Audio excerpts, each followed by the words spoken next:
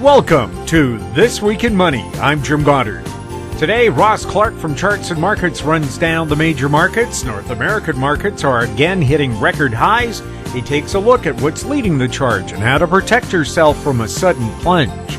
John Rubino, author of several books on the economy, including The Money Bubble, website dollarcollapse.com, wades into the speculation mania sweeping the planet and what kind of warning the 10-year U.S. Treasury bill could give us about a market crash. Mark Leibovit from vrtrader.com believes government money printing is playing a huge role in the markets, what geocosmic events could be doing, and how Bitcoin could continue to rise. Plus, at the end of the show, we'll have a company showcase update from American Manganese President Larry Reaugh. We'll talk to Ross Clark right after this. Media recognition from Bloomberg, Reuters, recycling trade publications, patented process for 100% recovery of critical metals, including cobalt, lithium, nickel, manganese, aluminum. American Manganese is focused on recycling lithium-ion batteries for electric vehicles. American Manganese trades on the TSX Venture, AMY, the US, AMYZF, and Frankfurt 2AM. For more information, visit AmericanManganeseInc.com or phone me, Larry Reaugh, at 778-574-4444. Welcome to This Week in Money, the source for market opinions. Here is Jim Goddard. My guest is Ross Clark from chartsandmarkets.com, where you'll find insightful market commentary and timely technical analysis. You can find him on Twitter at ChartsByRoss. Welcome back to the show, Ross, and happy Chinese New Year. I'm going to wish you a happy Valentine's. Hey, that's big weekend here. Yes, Year of the Ox and Hearts and Flowers.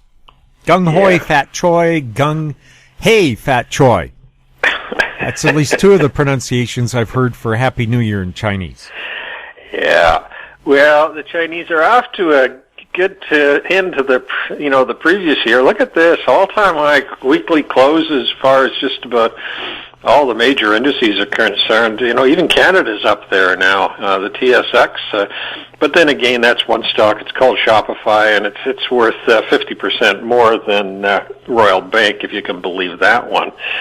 So now everything's on a tear. The last decent correction we had was into that first week in January. Nice oversold low there. We got some great what we call our springboard trade. That's where you got a mild oversold in a dominant uptrend. And let me tell you, these signals have just been gangbusters in the last 4 to 6 weeks here. We've had lots of stuff that's where you've seen decent breakouts on volume out of long trading ranges. And within the next week to 10 days, they've pulled back, tested the breakouts, and then come to life again. The guys over on Wall Street Bets and Reddit, they've been all part of the equation, and it's just so natural that you'd see that kind of speculative fever out there right now, where everybody who's confined to their homes and can't do much outside, they found a way to press the keyboard and use some of that money that the government's been giving them.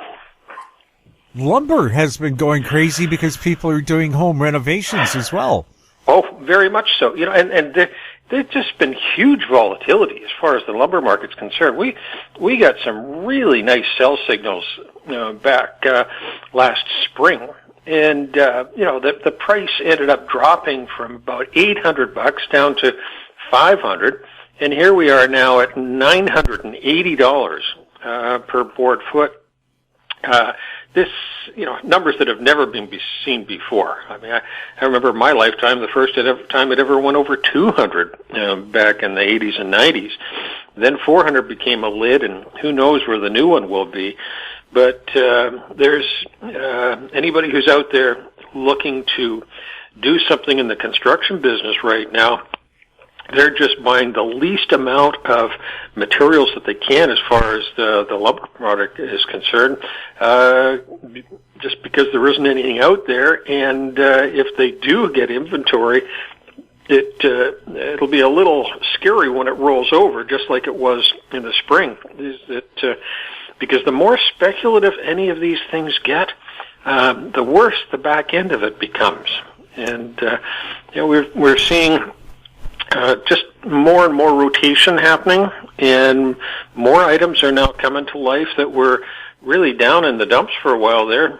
Look at the energy market. Here we are at crude oil sitting up around $57, $58 now, and the cold weather driving the Canadian natural gas prices through the roof. Not so much when you take a look at the U.S. natural gas numbers, but the Canadian ones are really moving. And with that, the Canadian energy stocks are just having a wonderful, wonderful stretch here. Yes, very unusual for all 10 provincial capitals to be below 0 Celsius. Did I not hear it was the first time in 100 years that all of Canada has been below 0? Yeah, so much for global warming. It truly is. Hasn't it grabbed hold here? But the fact is that, we live with what it is, and for us, we're always out there looking for potential changes. We're looking for excesses, and when they come, then it's the corrections that really provide the best opportunities. Clearly, if you chase a trend, invariably by the time you get on board, it's ready to become just a water slide on the way back down for you. Nowhere to grab on when it starts to fall over. So it always pays to either have some tight stops when things get exponential, like we're seeing right now, or buy some puts. It never hurts to have some protection. And we always want to buy it when we can, not when we have to. That's the name of the game in these kind of runs. Think back to, late 2017 and that nice big run we had. And then as things rolled over in 2018, how hard it was on the downside. So, for us right now, from a technical perspective, the correction there early January was a really good one. And at this point now, I'm keeping an eye on a very short-term moving average, a 13-day moving average, and that keeps the momentum up to the upside as far as the broad markets are concerned, the S&P, the NASDAQ, and the Dow. If it violates, though, that moving average, I think you can start to see the first correction. The 50-day is going to be a very important one, because if we can't hold that in the next month or two, then we can be in for a much deeper break. Now, I know there's just a ton of money out there still looking for a home, and the U.S. government, somewhere between $1.5 and $2 trillion worth of budget that's going to come into play will be supportive. But the second half of this year might be a little bit more antsy than this calendar quarter we're in right now. Ross, thank you so much for being on the show. Pleasure to be with you, Jim. My guest has been Ross Clark from chartsandmarkets.com. You can find him on Twitter at ChartsByRoss. Coming up, John Rubino, next on This Week in Money. Always consult your investment professional before making any investment decision.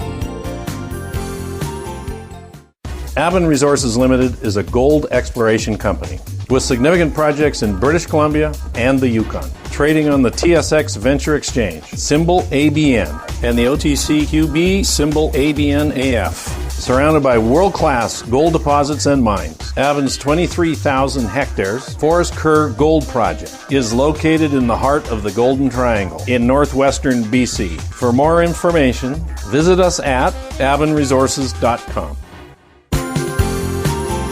This Week in Money is archived online at talkdigitalnetwork.com. My guest is John Rubino, author of several books on the economy, including The Money Bubble, his website, dollarcollapse.com. Welcome back to This Week in Money, John. Hey, Jim. How's everything going? Everything's going great here in the Vancouver area. How are things going at dollarcollapse.com?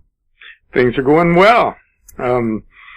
it's, the crazier the world gets, the more fun it is to run a gloom and doom website. And the world is indeed getting crazy right now. Can you tell us a bit about dollarcollapse.com? Yeah, well, it's a news aggregation site / blog that continuously updated, covers most of the dark side of the financial world, all the mistakes we're making and how to invest for the coming chaos. And, there's one thing I'd like to plug while we're at it here. It's definitely time to start migrating away from these corporate social media sites. So we shut down the Dollar Collapse Facebook page a while ago and are setting up over at MeWe, which is a kind of a Facebook alternative that doesn't really censor excessively and doesn't spy on you or anything. So if any of your listeners would like to come over and join us there, it's a very easy user interface, and it's growing like crazy. So it should be a good alternative to these sites that spy on you and otherwise use your information in ways that you wish they wouldn't. John, what is the everything bubble? Well, let's start first with the concept of a bubble, okay? Because, if you're over like 40, you've lived through at least 3 big financial bubbles in your more or less adult lifetime. There were tech stocks, junk bonds in the 1980s, then tech stocks in the 1990s, and then housing in the 2000s. And, a financial bubble is when some money starts flowing in from outside a sector. And that pushes prices up, which gets the attention of the broader investing public, which pushes prices way up and then leads to all kinds of bad decisions and dysfunctional behavior, which eventually blows up the bubble and causes the, whatever assets that were way up to crash back down to earth. The last 3 that we had prior to this one, they were sector specific. They were just in, junk bonds or tech stocks or whatever. And when they burst, mainly the carnage was in those sectors, but still they were big enough to almost take down the global financial system. They were very serious events. But today's bubble, as you mentioned, is called the everything bubble because it's not just a sector-specific thing. It's not just one area where all the crazy action is happening. It's in stocks, where stocks are now as overvalued as they've ever been in history, including 1929 and 1999. Real estate, where at least in the U.S., house prices are now way beyond their bubble peaks from 2006, and you're seeing a rise in house flipping and things like that again. So it's becoming a bubble. Bonds, of course, are one of the greatest financial bubbles of all time, right by themselves, because we've never had interest rates this low in human history. And interest rates are the reciprocal of bond prices. So you could say the bond prices have never been more richly valued than ever. And the dysfunctional behavior in the fixed income market is just astounding, with negative interest rate bonds everywhere you look. And then you've got cryptos. Cryptocurrencies are something that they weren't around in previous bubbles. And we don't really know what they're going to turn into. So you can't say with certainty that this is a bubble, even though Bitcoin is up from 3,000 to 40,000 just lately. But you can look at the charts of these things and find some extreme similarities to the 1999 or so tech stock blow off, with a lot of, not just Bitcoin, but a lot of other cryptos basically going straight up. So in the crypto market, think of Bitcoin as Amazon.com, the big one that is probably going to survive even if the bubble pops, and then Ethereum and Litecoin and a bunch of the others as the other .coms, some of which will survive and some of which won't if the thing blows up and you have a big dramatic drop in price. So anyhow, you've got all of this going on at the same time, and what happens when any one of these bubbles bursts is that it will probably take down the others. And that will probably shift the pressure over to currencies, because the government is just going to have to cut interest rates even further and run even bigger deficits in order to lean against the deflationary effects of these bubbles bursting all at once. So then that takes us to the money bubble, which is the biggest bubble. And it's the stage in which the everything bubble is taking place right now, and that is fiat currencies. So when we really have to go for it, in terms of debt and in terms of interest rates in order to stop the everything bubble from blowing up the global economy, we will probably blow up our currencies. So that's when the dollar really starts to plunge. And there's a number that you can use to see where we are in the process of these, serial explosions that will eventually take down the whole financial system. And that is the 10-year Treasury note interest rate in the U.S. When the 10-year Treasury, it's already rising. It's gone from like 0.7% to 1.17% yield in the last 6 or so months. But if it keeps going up, and let's say it gets another handle and goes up to the 2s, that's when things get really dangerous, because rising interest rates during a bubble is very destabilizing for the bubble. So you could easily, with rising interest rates, prick the stock and bond bubbles, and very possibly real estate, because so much of housing depends on mortgage rates, at least in the U.S.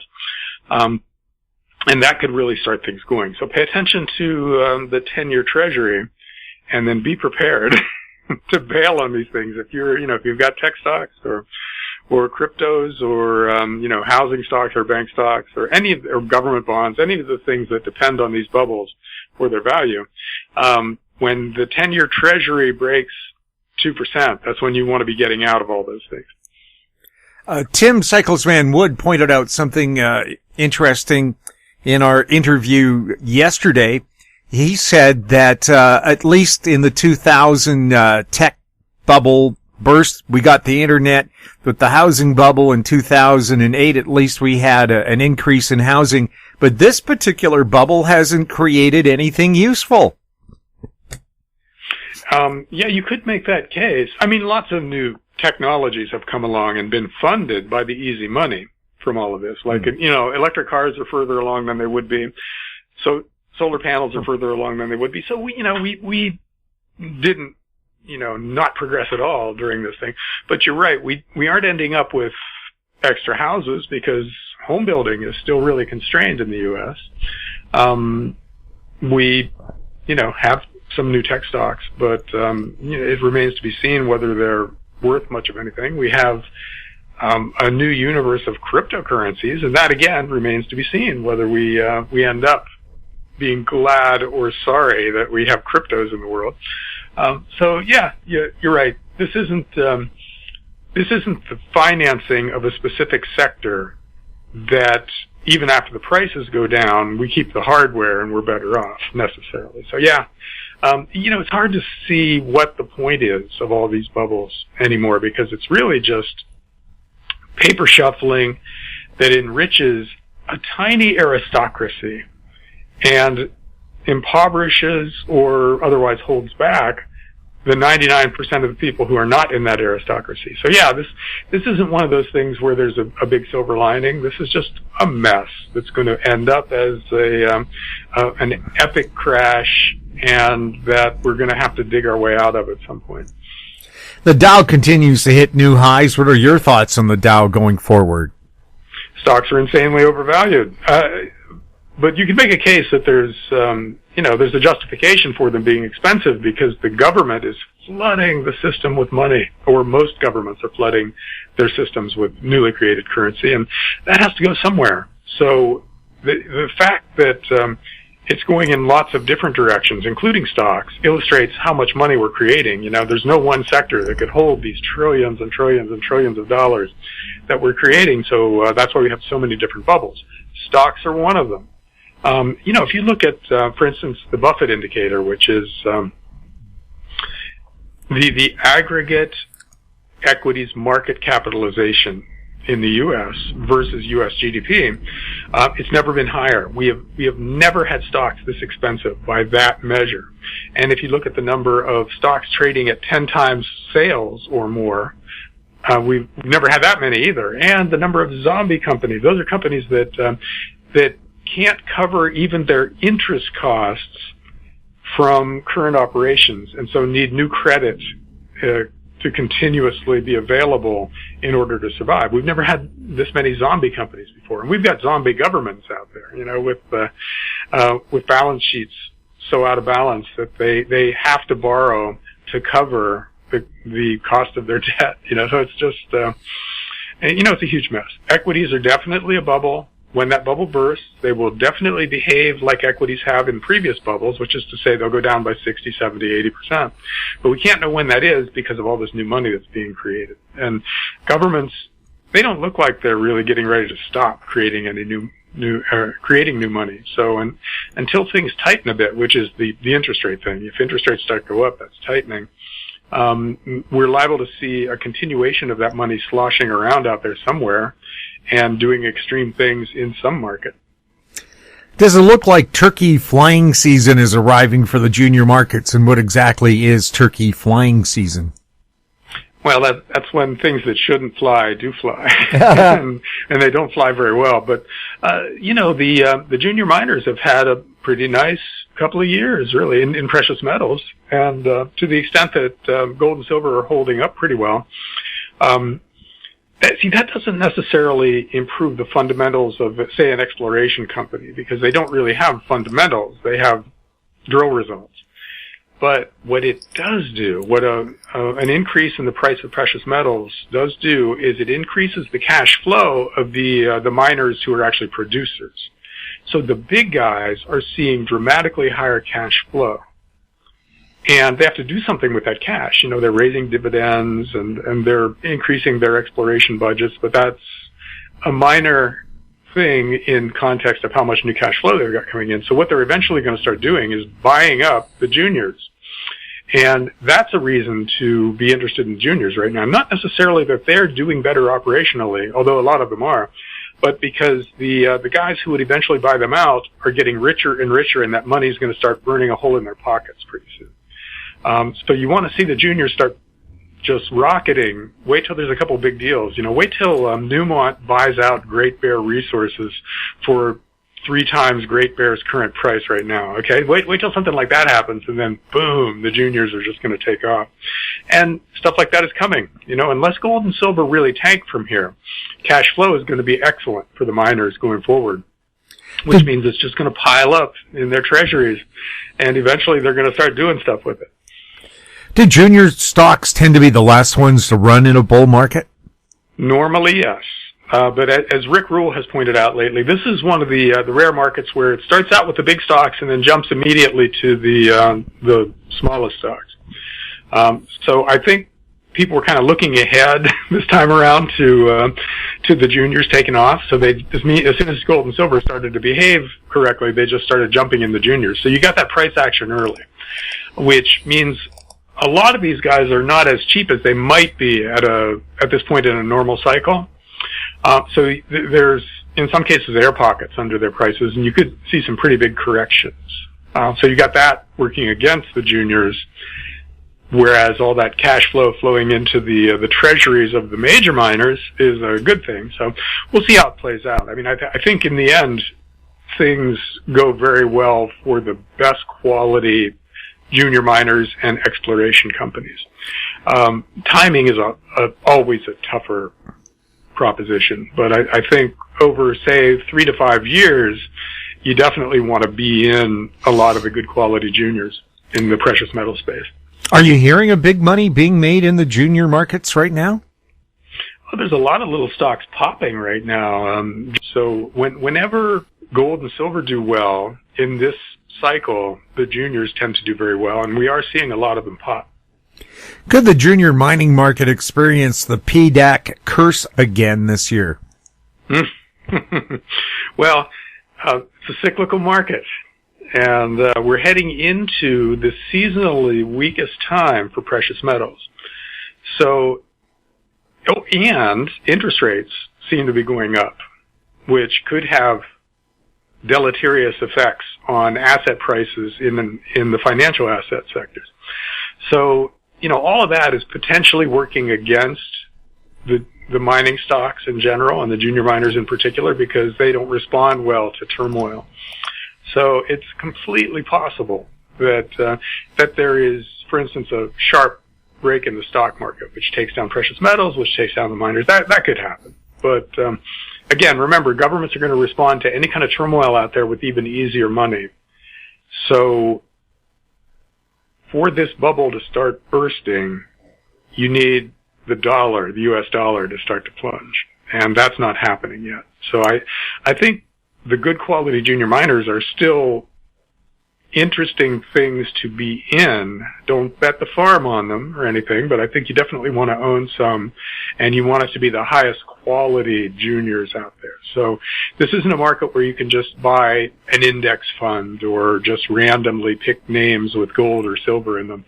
You need to have the 10% highest quality stocks in that sector in your portfolio and ignore the rest. So you need to do some research. This isn't a thing where you can be kind of a Reddit trader where if something is moving, you just jump on board and ride the trend, because you just never know. You want the good quality stocks in this sector, so you need a good source of information. And there are lots of them out there. I won't name names, but there are lots of email or lots of newsletters that cover the junior miners. There are lots of people who specialize in them and who do YouTube videos. So you can find them and find some good names that way. We'll have more with John Rubino when This Week in Money returns. Value from success. Growth in discovery.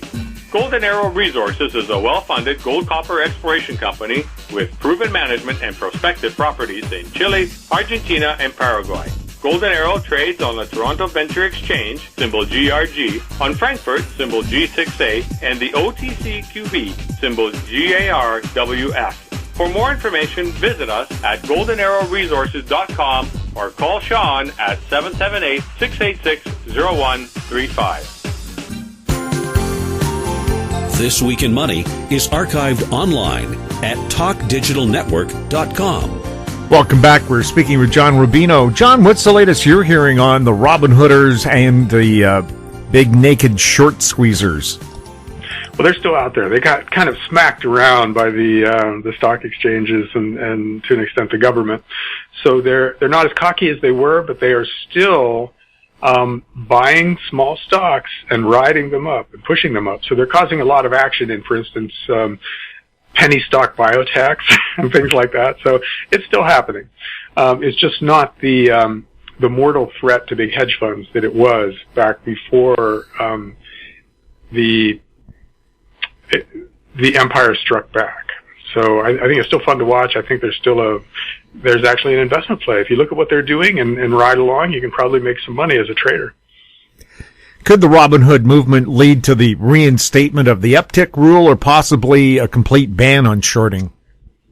Well, there will never be a ban on shorting in a free world, because shorting is generally a good thing. Those are the truth tellers, the guys who look at the lies that we're being told by big companies and their investment banks and say, nope, that's wrong. I'm going to bet against your stock. So they have a function in the world, a very important one, and they will never be banned unless we go full on dictatorship. But there might be some fiddling around with the regulations, and I wouldn't want to speculate about that because I don't know, but it's completely possible that they'll change some of the rules to make it a little harder to aggressively short, but they will never ban shorting completely. Mike Swanson, one of our regular guests, suggested one of the ways to perhaps limit these attacks on the hedge funds is, because we have record margin debt already, perhaps pass a law or rule that says the interest on margin debt will increase by 1% for every month that you hold it. Would that actually limit this kind of action? Because he said, while you are attacking the big guys, you're also probably hurting pensioners who are invested. They might try some regulatory changes. I tend to think the Robinhood / Reddit traders are good guys in this market. They're regular people doing things that Wall Street has traditionally done themselves, right? They bid stocks up really aggressively, and they attack big short positions and try to bring about short squeezes. That's stuff hedge funds do. Well, now regular people are doing it.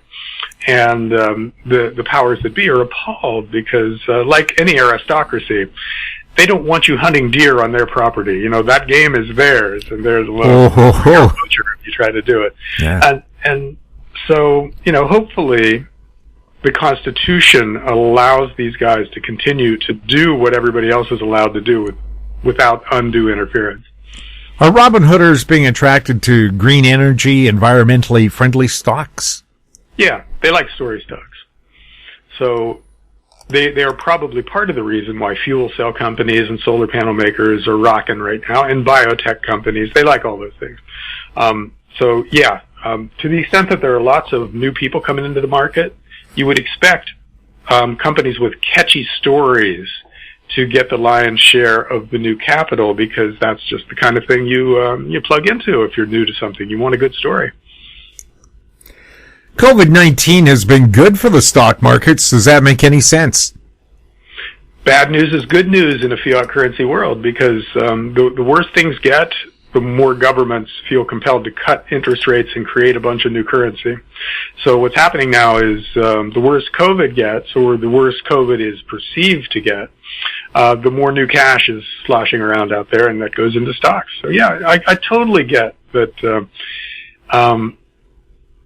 that any kind of a crisis is good for stocks. What surprises me is that it's also good for real estate for some reason. Real estate is not the kind of thing that goes up during a crisis, even with lower interest rates. But here we are with house prices in bubble territory.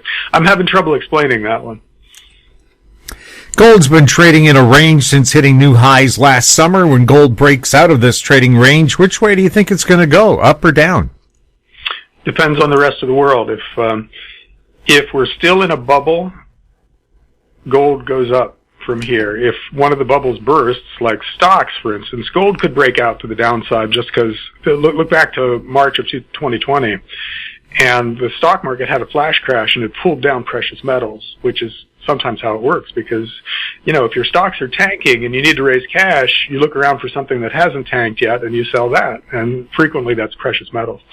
So there's that risk out there. But, looking beyond the year ahead, the fundamentals for precious metals are phenomenal. So I think you should just not worry about short-term moves. Keep stacking. Keep dollar cost averaging into these things, and you'll be okay. Silver ran to $30 twice within a year. Double top or a line of resistance? Your thoughts? Again, who knows in the year ahead? It's possible that we get a really sharp break if there's turmoil in other aspects of the financial market. But again, silver, its fundamentals say, they scream $100 an ounce. So, anything short of that is probably a buying range for silver. So again, don't jump in with both feet now. Don't panic if it goes down. Just continue to dollar cost average by a little bit each month. And when it's down, you'll get more with that same amount of dollars, and when it's up, you'll buy less, and your average price will work out in the end. Does society seem like it's breaking down? Oh, yeah. When you screw up your finances, you screw up your politics. And basically what we've done in the developed world is by going to fiat currencies that aren't backed by anything and, allow governments to create unlimited amounts of new currency, we've created an aristocracy. The guys who get that newly created currency first have taken over the world. And the 99% who are not in the aristocracy are seriously angry, and they're looking for scapegoats. So, yeah, the fabric of society is being torn apart by this, which it always is. Extreme inequality destroys societies, and we have created an epic aristocracy right now around the world. So something bad is going to happen unless the aristocrats come to their senses really soon. Does the communist government in China own or control a number of politicians here in the West? Oh, yeah. Not necessarily. I mean, in some cases, it's just flat out bribery, but in some cases, probably the majority of cases, it's that there are so many business opportunities in China, and every politician has constituents who want to do business in China, so they have to be super sensitive to the needs of the Chinese if they want the guys who finance their campaigns to continue to do so.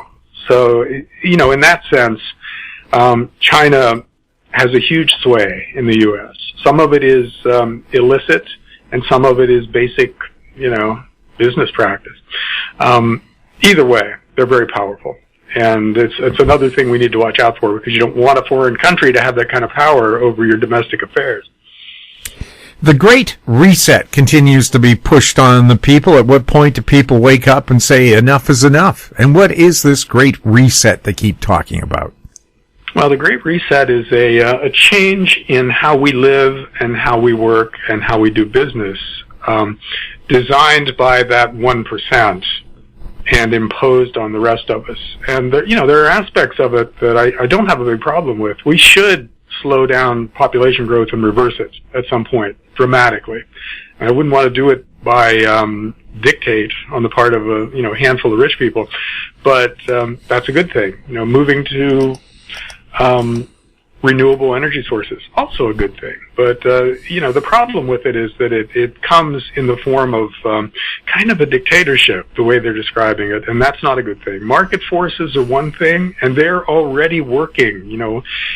The richer a country gets, the lower its birth rate falls. And most of the developed world is below replacement rate already. We are taking steps to decrease the global population going forward. And we're buying solar panels like crazy and electric cars, and, it's already happening. So one thing about the Great Reset, it doesn't seem necessary because most of the good stuff in it is already happening via market forces. And two, for the rest of it to be imposed on us, it would have to be, some kind of an authoritarian government would have to do it. And I don't like that idea. So hopefully, the fact that market forces are already taking care of this for these guys means that they won't be too adamant about trying to impose it on us going forward. Bitcoin around $50,000. What are your thoughts on Bitcoin and other cryptos? Boy, cryptos are interesting. I love the concept of private sector money that's not dependent on any one government's regulatory apparatus or political class or anything. Love that. But I don't understand a lot of the technical side of the story that leads people to believe this is a form of money, because nobody buys anything or sells anything in Bitcoin right now, and there's no bond market or anything out there in cryptos. Right now, they look like tech stocks more than anything else. They're small things that haven't started actually producing anything of value yet, but that people love because they have an amazing story, and they're buying them like crazy. So they might just be an artifact. I mean, their current prices might be an artifact of all this money that's sloshing around. So they're just an inflationary asset right now in a bubble, just like stocks and bonds. Or they might indeed be the future of money, but they still might be headed for a crash because everything is headed for a crash with the possible exception of gold and silver. So we'll see. Because it's a brand new concept, it has to work itself out. But I have not yet been able to incorporate a lot of the technical aspects of cryptos into my understanding of markets. So, I every once in a while I buy some of that grayscale ETF, and so I've owned Bitcoin and Ethereum at different times and sold at a profit each time. But that's the limit of my action in the crypto space. So, I think over time it'll be clear what they are and where they're going. But right now I don't really have a good answer. Does the U.S. dollar look like it's building strength? If the dollar is ever quote unquote strong, it's only relative to these other crappy fiat currencies out there. They're all falling just at varying rates. So every once in a while, one of them is falling less quickly than the others, so it looks strong, but it's not really strong. They're all declining in value. And just based on the finances of every major government and most, the citizenry of most major countries, the currencies are headed south at an accelerating rate because we are screwing up our finances in an epic way that is reminiscent of a lot of past hyperinflations. So, let the dollar be strong versus the euro or something this year. It really doesn't matter. It's headed south versus real stuff at an accelerating rate. What do you think the real rate of inflation is, and where is that money going? I think it's higher than the reported rate of inflation. There's just a lot of things that are going up right now, and it's getting harder and harder to hide because, sure, you had stocks, bonds, and real estate soaring, but they don't fit into the consumer price index, which is our, mostly fake inflation gauge. If you did include financial assets in the CPI would be 3 or 4% right now instead of 2%. But now you've got industrial commodities going up really dramatically. So zinc and iron ore and copper are all rising, and those things eventually work their way into consumer prices. Oh, and agricultural commodities, a lot of grains are going up too. So I think inflation is becoming more broad-based and therefore harder to hide, and that it's very possible that inflation is an issue going forward because the government can't hide it anymore. So we'll see. But next year could be when that story kind of emerges. Would you be surprised to see higher interest rates? Not at all. I think interest rates are already rising, and as inflation rises, because think about that. If you're lending money to someone, which is what you do when you buy a bond, you want a return that exceeds the inflation rate. Otherwise, your real return is negative, and why would you get out of bed in the morning and even, pick up your computer and buy something? Why would you do any of that if all you're going to get is a negative return? So people are going to demand higher interest rates across the board in order to convince them to lend money. Interest rates go up when inflation goes up, and since it appears that inflation is going up, it's no surprise that interest rates are rising and that they will continue to rise until government panics and tries to force them back down with an epic tsunami of newly created currency. That's kind of the end game, and it's getting close. What sectors do you like the most right now? Well, I always like precious metals just because of what's coming. That's where people hide when the system breaks down. And this system has been heading towards a breakdown for a really long time, so precious metals have looked good for a really long time. If the Biden administration here in the U.S. gets its way with, for instance, clean tech, then a lot of those sectors are going to be interesting too, because we'll have tax benefits accruing to someone who puts solar panels on their roof or somebody who buys an electric car, and that will turbocharge those markets. So fuel cells, solar panels, electric cars all look interesting, although they're all kind of expensive right now. They've been bid up in anticipation of this. So I kind of like the sector from a business standpoint, but I'm not so sure about those sectors as investments right now, because it's possible that they've already had the first part of their run and they've got to correct. John, how can people sign up for dollarcollapse.com? Well, just come on over. There's a join the email list button in the nav bar at the top of the site. Just click on that, put your email address in, and you're in. You'll get everything I publish, and we will never ever sell your information or allow your email address to be used for spam or anything like that. Your information is safe with us. It goes no further. John, thank you so much for being on This Week in Money. Thanks, Jim. My guest has been John Rubino, author of several books on the economy, including The Money Bubble, his website, dollarcollapse.com. He was speaking to us from the beautiful Port Angeles area of Washington State. We now go south to Arizona to chat with Mark Leibovit next on This Week in Money. Engineer Gold Mines is focused on the exploration and development of the historic high-grade Engineer Gold Mine situated 32 kilometers southwest of Atlin, British Columbia. Engineer Gold Mines is fully permitted for surface and underground exploration with the drill program now underway. Engineer Gold Mines Limited trades on the TSX Venture Exchange, symbol EAU. For more information, please visit us at engineergoldmines.com. This Week in Money is archived online at talkdigitalnetwork.com. Welcome back. I'm speaking with Mark Leibovit, editor and publisher of the Leibovit VR newsletters, also known as vrtrader.com. Mark, you have a bit of a broadcast history. You were on PBS. Can you tell us about that? Gee, two great experiences there. Going back to, let's start with Nightly Business Report with my old friend Paul Kangas, who passed away a few years ago. He was the anchor for the Nightly Business Report, and I was doing what they call a market monitor segment on that show for 30 years. So it was a life-changing experience working with Paul, who I think was the Walter Cronkite of financial broadcasting. And, he started that show, before the CNBCs of the world and everybody else. So, he was really, a leader. And then I got invited, was it 19, I'm trying to think now, was it 1989 or 88? And I got a call from the incomparable Louis Reaugh, who created Wall Street Week, and that, again, talking about leadership in the financial broadcasting area. And he called me and said, would you like to be an elf on my TV show? And that was a great honor, because at the time I was living in Sedona, and I used to joke about the analysis coming out of the canyons of Sedona was better than from the canyons of Wall Street.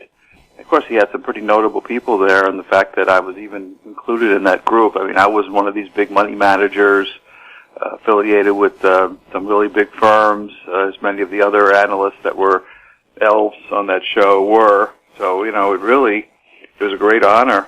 I guess Marty Zweig, I guess, was the most famous of the group, because he was able to capitalize on that and create his series of funds and stuff. And I guess I could have tried to do more of that kind of thing. But yeah, so between Reaugh and Paul Kangas, PBS is very fond in my background memories, and also helping me, get in front of the limelight and people hearing about my work. So I guess if those two things didn't happen, I probably wouldn't be doing what I'm doing today. But thank you for asking. Mark, your 2021 forecast is out now. How can people get it? And can you give us a few highlights so they'd like to read about more of it? Well, it's a interesting tool. I came up with it back just before the crash in '87. A lot of people ask, what's the market going to do, in the next year? Even you're hearing that today. What's your forecast for 2021?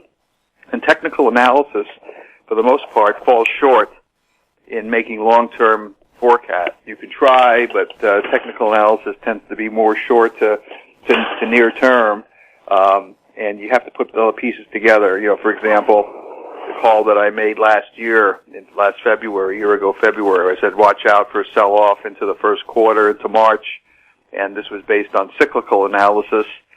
And of course, we had the COVID event, and I looked really smart. And that same model said, well, we would get a low and top out around August, September, which also happened, and it was also based on cyclical. So it all started back in '87, where I created this model, and there's a lot of stuff involved with it: the seasonality, the equinoxes, the solstices. Markets change direction certain times of the year. You've got the short-term effects like Turnaround Tuesday, Santa Claus Rally, the turkey shoot around Thanksgiving. All these short-term cycles and events all come together, holiday events and so forth. So I threw this thing together back in '87 just because somebody was saying, what do you think the market will do? And I said, okay, I'll throw something together. So in January, it actually said there's going to be a big volatile event in October of '87. And I wrote at the time, watch out for that nasty step in October. And sure enough, we had the crash in '87. So this goes way back for probably many of our listeners. Some are probably new listeners who weren't even around back then, but the old-timers certainly remember it. So anyway, that sort of encouraged me. Gee, I was able to call something like that, and this was sort of a tongue-in-cheek attempt to try to forecast the future, putting all these various cyclical indicators together.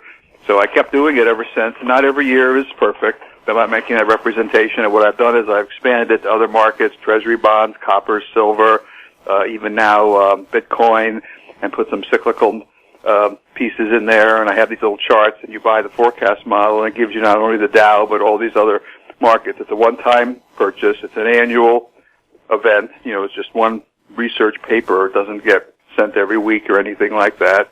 It's not updated.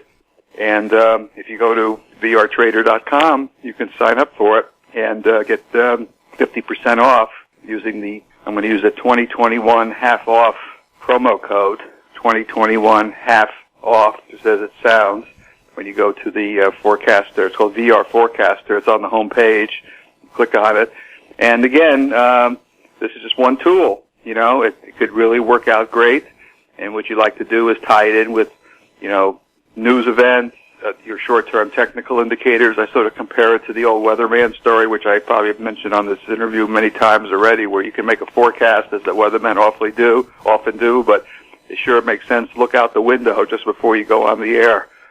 So things could change over the short term, even though you have these forecasts, but you try to put all the pieces together, and that's what the VR forecaster is all about. So again, the VR trader, it's there with the discount code 2021 half off. Mark, the Dow keeps hitting new highs. What do you see ahead for the Dow? I think it's going to be a choppy year myself. There's a lot of money being printed, though. Congress wants to spend a lot of money here in the U.S. Money has to go somewhere. Europe is still a mess, so money is still coming in. So I think there's still a chance of seeing higher highs here, but I'm getting awfully antsy about this continuing all year, and my gut feeling is the 2021-2022 period won't be as exciting to the upside as we've seen, though big picture, you look out many years, we could see substantially higher prices. So choppy, and I would watch out short term here. We're in the short term historic negative or cyclical negative period, around March. For example, March last year we had the low during the COVID crash. Maybe this year it'll invert. There'll be a little bit of a trading high, but generally it's a change of direction around March. Market looks a little tired right here in mid-February, and there's sort of a seasonal tendency for weakness in the February-March period, but not necessarily to the extent of what we saw last year. So let's see how that pans out. And, it's more important to me to try to pick, what sectors or what's moving and stuff like that. So let's see how it unfolds. But I would put your seatbelt on, because I don't think it's going to be, like from March through the end of last year where you just sit back and it goes straight up. Is the Dow signaling an economic recovery this year? I don't like to tie the news together this way. I mean, there are many times when the market goes up when the news is really bad. I mean, look at how the market performed from March through the end of last year when companies were reporting lower earnings and lower expectations, and yet the market went up anyway. So I don't think it has, obviously many would disagree with me. The economy obviously has some bearing on it, but I think it's money flow. In fact, there's very few places for your money. The one concern I have is that we might see a little uptick in interest rates. Not enough, I think, to get money roaring into the bond market, but it's enough, that could put a little dent into the economy if it starts to uptick a little bit, particularly housing, which, as you know, has been really strong. Yes, but I'm not tying the economy to that. I'm watching money flows, how much money the government is spending, how many checks they're going to send people for not working, that type of thing. I guess when the party's over and that all ends, I think the market's going to have a bigger set of problems. What's going on in the small cap market? The small cap stocks have been coming back nicely. There was a lot of concern last year that, the small companies wouldn't do well, and they really outperformed here. And of course, we had a big move. I'm looking at the Russell 2000, which is, I guess, your best measure of that index. And I'm looking at a ETF for the Russell 2000, and this thing has gone from the low of about $96 a share to $230 since last March. So in about a year, you're looking at triple. So it's a little long in the tooth to me, Jim. There's still money going into the small caps. It doesn't look like it's reversed yet into a downtrend, but I don't know. You got to trade them. I think they're awfully extended. Could the stock markets be in a topping mode right now? Yes, that's what I'm thinking. Yeah, a little bit of a topping mode here, but I've said that before, and the buyers keep roaring back because, again, I guess besides real estate, which has been strong, particularly outside of the big areas, that's been a big push to the upside. Where are you going to put your money? So others may suggest going into, other physical assets, less gold and silver and so forth. But at the moment, the answer is the same. You got to just watch your back here a little bit.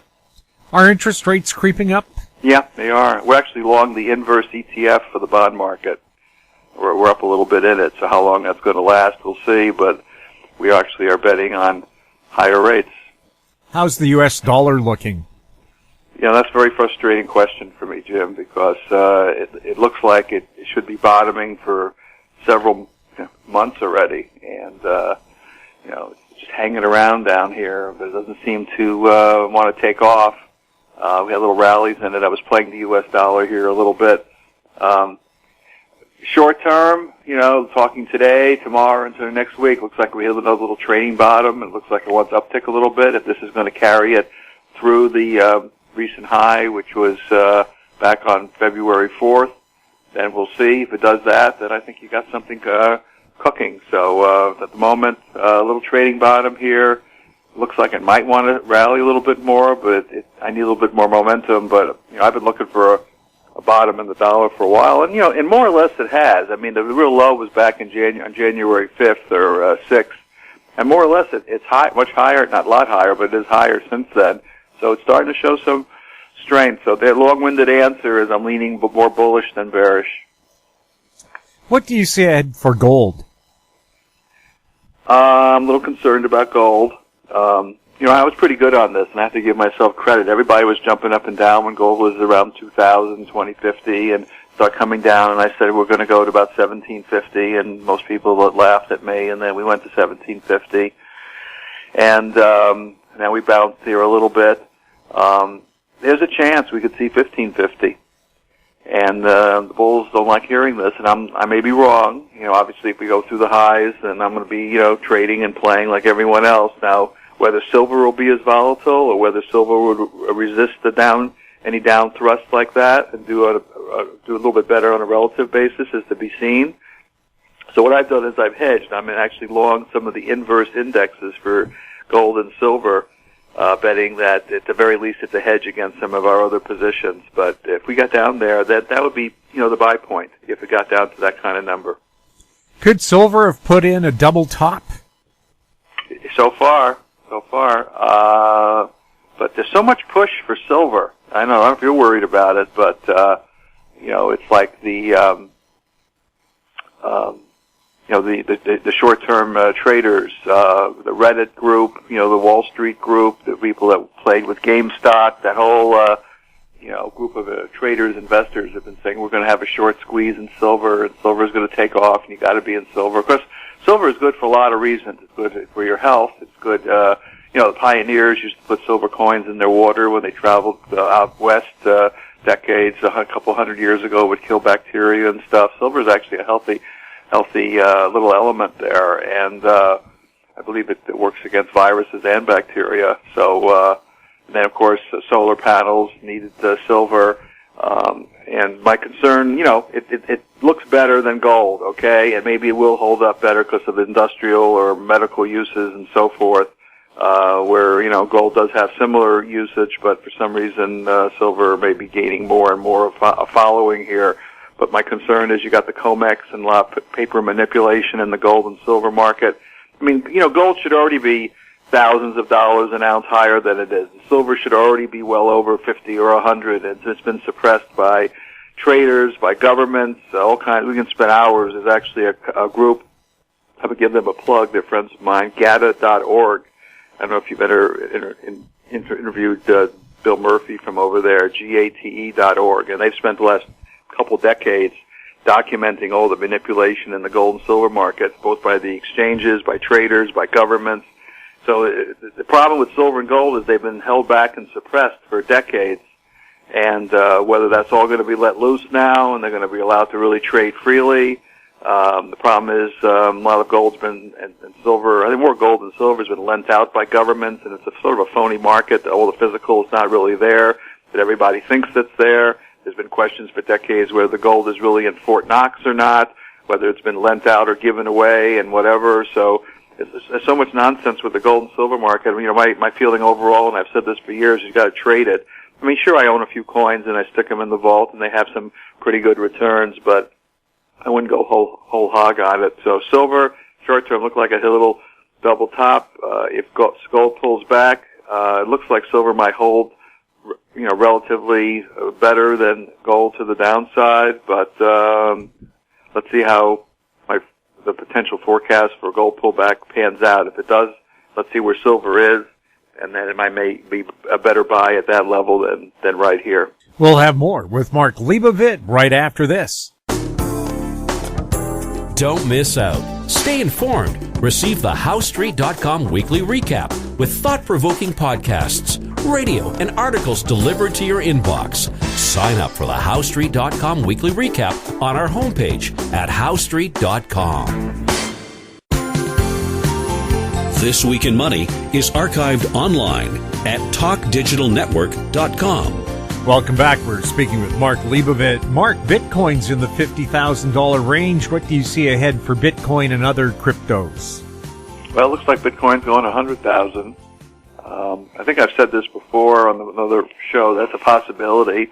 I'm not currently, trading it. I mean, there was a little entry point here about 10 days to 2 weeks ago when it's had a quick, sharp sell-off, and there's some gaps on the charts here, and I'm hoping for a little, somewhat of a pullback. But there's a lot of momentum there, and it could be 100,000. And some people say higher than that, unless one government or more steps in and bans it or does something to interfere with the market. That's the potential.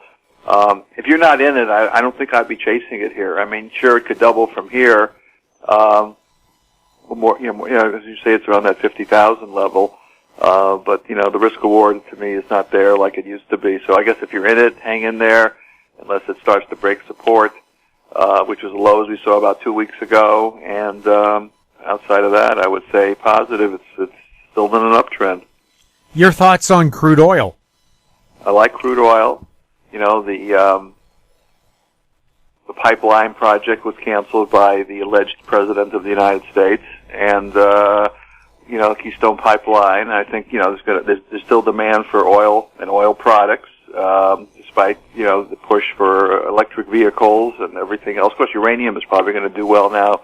A little bit better because we're going to need some power to power all those electric vehicles in the years ahead. But my work is positive on crude oil, so I think you're going to see upticks, and we're trading it. But this is a sort of a surprise to the bears. Everybody thought crude oil was going to get hit. Some institutional money managers might have to bite the bullet, with this nonsense about green energy, and you can't be in any type of oil at all, and all it does is pollute, which is just a bunch of nonsense. I mean, we need oil just to produce some of the energy-saving devices that people want to build, including windmills and solar panels. You still need parts that come from crude oil, the plastic portions of it or whatever. There's a lot of ingredients that are involved in the process. So it's going to be a long time before we have no need for crude oil. And when I was referring to a moment ago, some of these money managers, may be challenged by their constituents that you're buying oil and oil-related stocks when you're not supposed to do that. That's not socially acceptable right now. But they're going to be forced in if crude oil continues to move up. So it'll be interesting how this plays out, but I'm a bull. Why do you like uranium? Where's the power going to come from to power the cars? Certainly not going to come from solar. Gas is not unlimited, the limited source. But where's the energy going to power an electric vehicle? I mean, do we generate enough electricity for this if we're so supposedly converting over?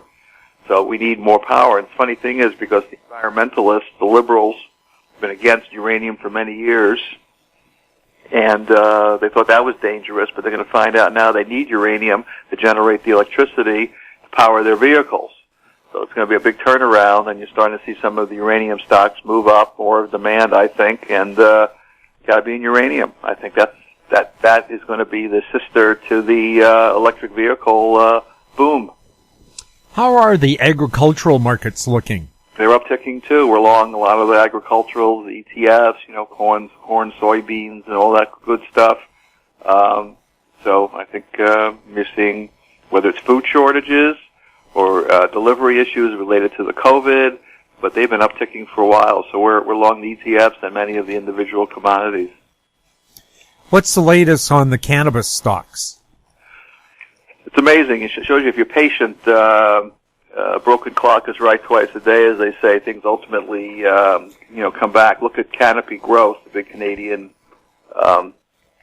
cannabis stock. It went from 56 down to 12, and I think it got back to 56 a couple of days ago. It was yesterday or the day before. It's off a little bit today, back to 40. Big old round robin move.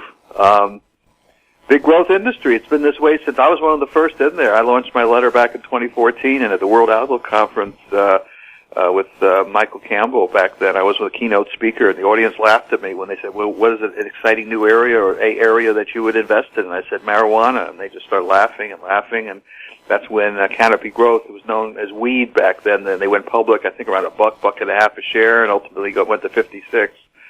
So it's a growing industry. It's still out there. There's a lot of move now to psychedelics, which is sort of a branch off from the marijuana investor group. There's a lot of stocks that are doing the psychedelic, elements now and plants. But, it's a growing industry. It's booming in the U.S. Many of the small companies here are really making money, where the Canadian companies were struggling for the last few years. Even though their stocks went up, it was the U.S. companies. So I guess the Canadians will catch up, but the big play apparently still is in the U.S. names that are in that industry. What's the latest on geocosmics and the markets? Well, I watch sunspots. Maybe I see spots in front of my eyes anyway, Jim, but I watch that. Always keep an eye out for asteroids that are out there. There's actually a website you can go to that it's tracked by NASA, and it shows you all the asteroids and how far they are from the Earth and whether they're, we're in danger of that kind of stuff. There's been a little bit of increase in earthquake and volcanic activity on the planet recently. Not tremendous, but there's charts you can pull up on the internet and see what's going on there. Hawaii start to get active, Kilauea and so forth. I'm always keeping an eye out for those basic events. Of course, I follow the moon as well as part of my technical analysis. The lunar cycles have effect, or coincidence have effect to lows and highs in the market. In fact, we just had a new moon. Was it the day before yesterday? And the market sort of peaked out on that new moon. It's been pulling back here a little bit since that. I'm not saying it's a major peak, but it was coincident with that. So the moon has an effect on crops, on our weather, on the tides, on human emotions. So it's all part and parcel to looking at everything, which, I try to do in these 40 years that I've been in the business, trying to put all the pieces together. And the other big story about geocosmics is about 3-4 weeks ago.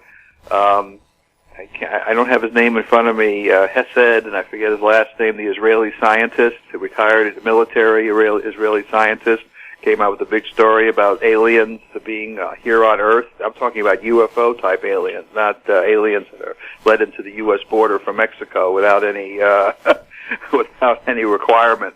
So he said they're here. We've been doing business with them or in negotiations with them, and we have treaties with them and all kinds of interesting stuff for many, many years. And, this is not a new story. I've been tracking this since I was 13 years old, and there's a lot to this. It's been not discussed.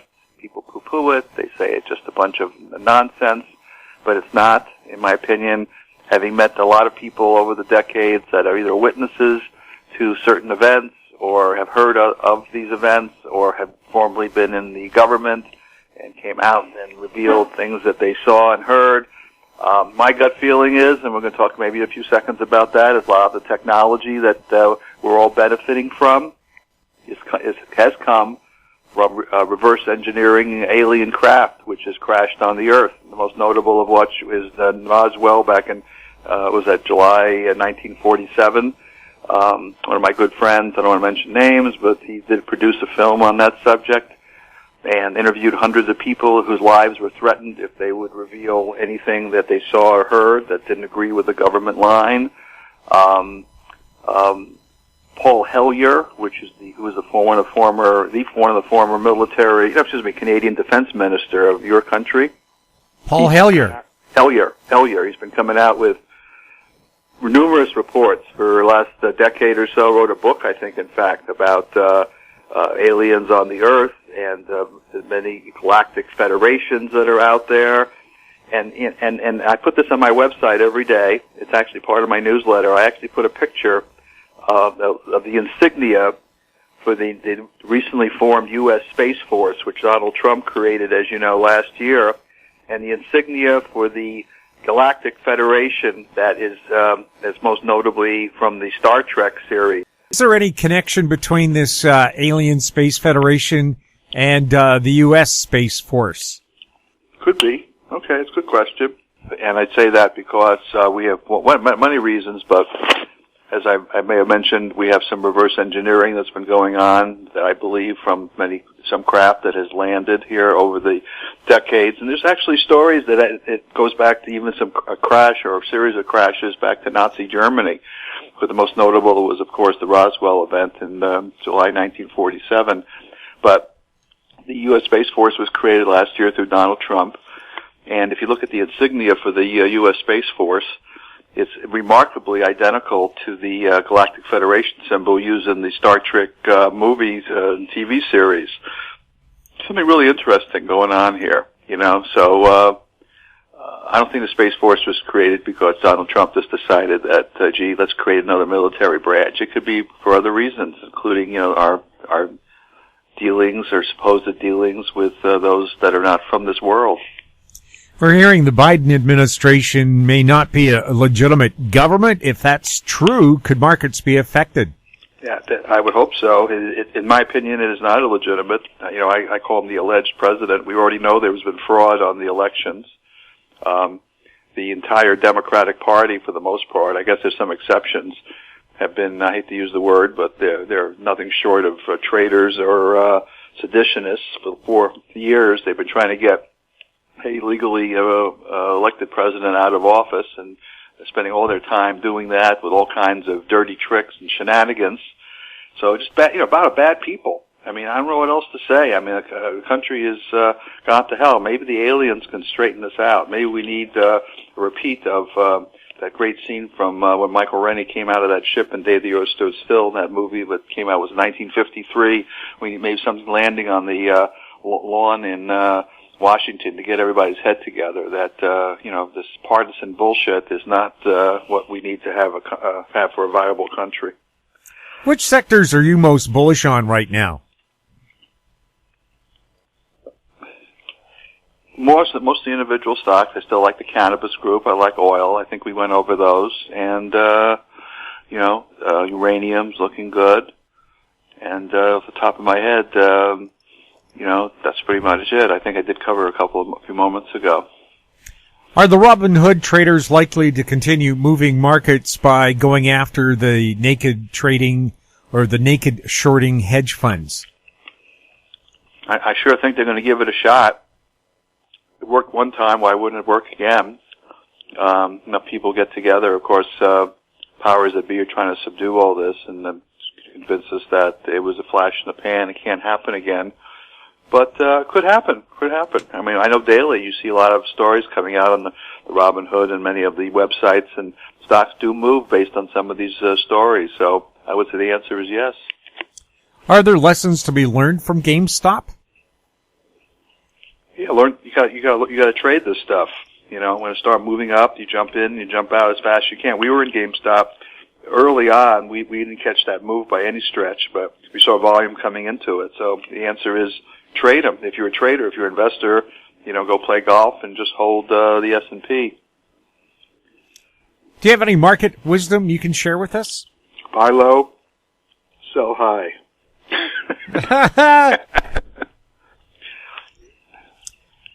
Mark, where can people access your special offer for our listeners? vrtrader.com, vrtrader.com. And we have a promo code too, 2021 half off, 2021 HALF off. And you insert that in the little promo code space on the order page for whatever newsletter you select. So thank you for mentioning it. That's the best place to go, and we think it's a great newsletter. We come up with some really great trades. In fact, we were told we were the number one performer in Vancouver at the World Outlook Conference last year in terms of stocks, returns on the stocks that we had mentioned at that conference. So despite all that you're hearing on this interview, you're listening to one of the best, if not the best, out there. Thank you. Mark, thank you so much for being on This Week in Money. It's always fun, Jim. Thank you. My guest has been Mark Leibovit, editor and publisher of the Leibovit VR newsletters, also known as vrtrader.com. And happy Chinese New Year's, Mark. It's the year of the ox, gung ho fat choi or gung hei fat choi. There's different pronunciations. And please excuse me, my Chinese is not the best.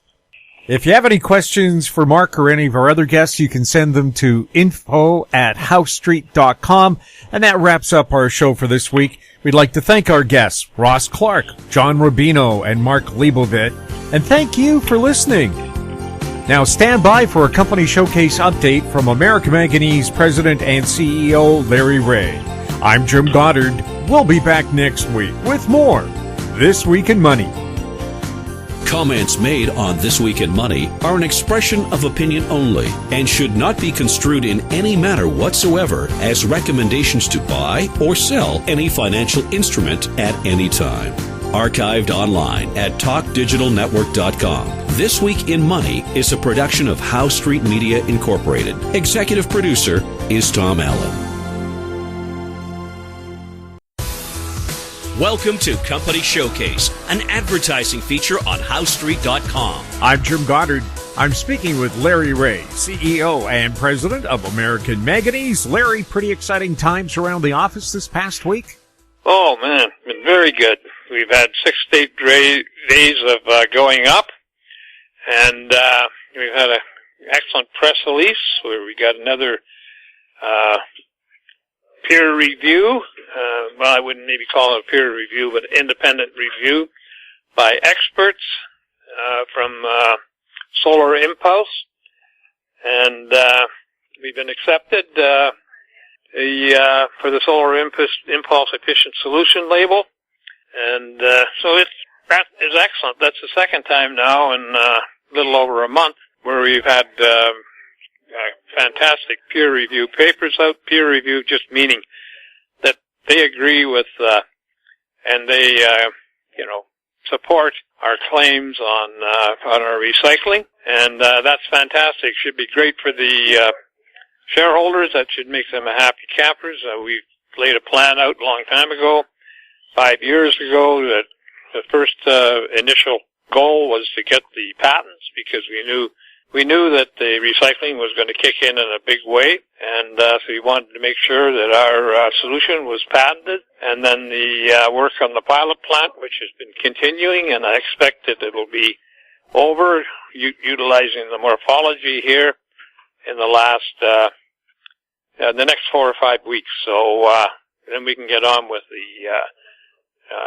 the drawings and estimations of what it's going to cost. There's going to be some additional cost, but I'm happy to say that I've been involved in financing projects for 40-something years, and I can see that financing this project is not going to be that difficult for the company.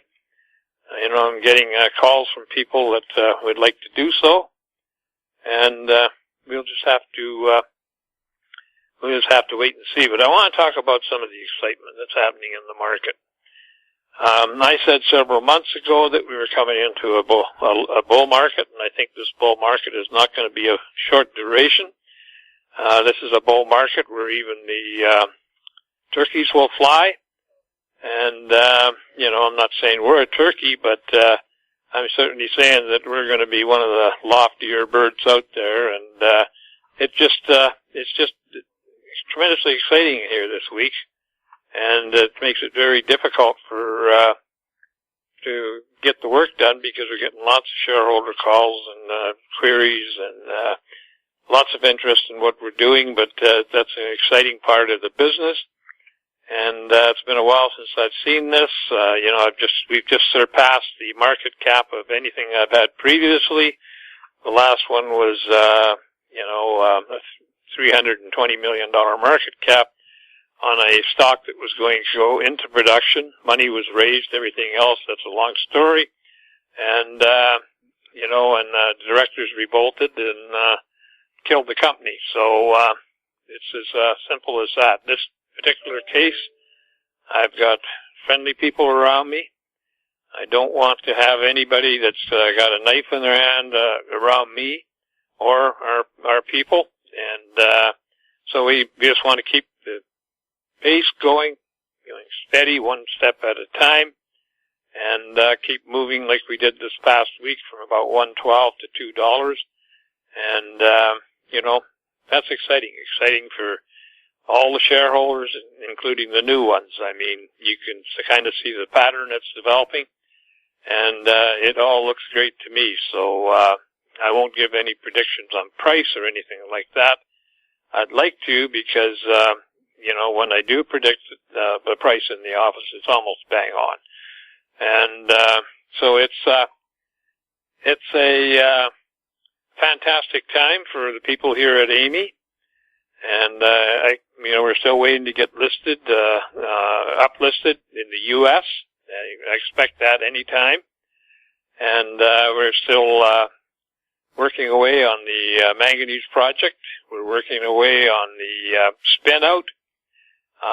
That has been slowed down. As you can understand, the law firms and regulatory bodies are under a lot of pressure to get things done. A lot of people trying to uplist, a lot of people trying to raise money. As a matter of fact, after we announced their spin out, a lot of people trying to do spin outs. So but that's all going to be great because Amy will be the new spin out will be a reflection of Amy. And the only thing I can tell you is I used to have 3 to 4 companies, not just one. And at that time, with the three extra companies, they would always move up 200 to 300% in sympathy, not sympathy, I guess you would call it, in tandem with the major company that was doing very well on the board. So I think the spin out is going to do very well. And, we're doing all we can. We've got 5 or 6 projects on the board, and every one of them has excitement in it, and the results should be reflected in the overall market cap of our stock. So, anyway, we're coming up to a long weekend, Jim. It's holiday in the U.S. and holiday in Canada, and so we won't be back in the office until Tuesday. But, during exciting times like this, you don't like weekends. I mean, who wants to? It's like watching paint dry. You want to watch what's happening in the market. So, that's kind of the way I feel anyway. And, but we also need the rest. I mean, everybody's going, is on call all the time, and, we've got lots of things to happen, a lot of excitement that, burns through your system, and, you basically feel kind of worn out on Friday. Larry, for people new to American Manganese, what's the company all about and what's it into? American Manganese is a critical metals company that is involved in the treatment of manganese, low-grade manganese in the U.S., which we have a patented process for, and 2 patents for a recycling of lithium-ion batteries. You can find our information on AmericanManganeseInc.com. Our phone number is 778-574-4444. You can reach me at LREAUGH@AMYAM.com. Larry, where are you traded? We're traded on the Toronto Venture Exchange under the symbol AMY. We're traded in the U.S. under the symbol AMYZF. And we're traded in Frankfurt under the symbol 2AM. Larry, thank you so much for the update. You're welcome, Jim. Enjoy Valentine's Day. You betcha. Bye-bye. I've been speaking with Larry Reaugh, CEO and President of American Manganese. I'm Jim Goddard. Our conversation took place on February 12th. Comments made on Company Showcase are an expression of opinion only and should not be construed in any manner whatsoever as recommendations to buy or sell any financial instrument at any time. Archived online at HowStreet.com. Company Showcase is a production of How Street Media Incorporated.